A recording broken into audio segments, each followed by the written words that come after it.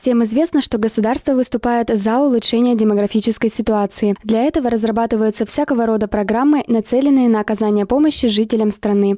Ни для кого не секрет, что за второго ребенка семье выплачивают определенную сумму, и вся страна уже знает, что такое материнский или иначе семейный капитал.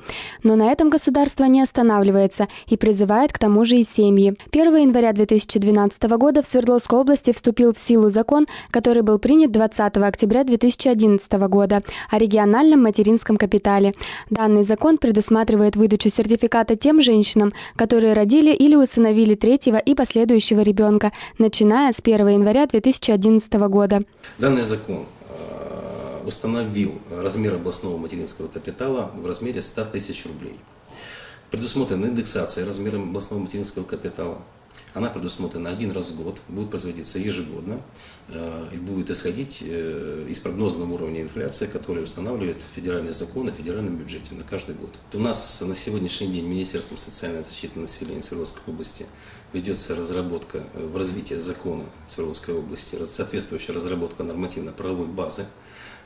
После принятия всех необходимых документов нормативных будет непосредственно обеспечена деятельность по регистрации, приему заявлений и выдаче сертификатов на материнский капитал. В этом же году, в 2012 году, будут закупаться сами сертификаты, бланки сертификатов для последующей выдачи. Но в любом случае, по всем разъяснениям, по всем непонятным вопросам, которые сегодня беспокоят наших жителей, надо будет обращаться либо в Министерство социальной защиты, либо в соответствующее территориальное управление.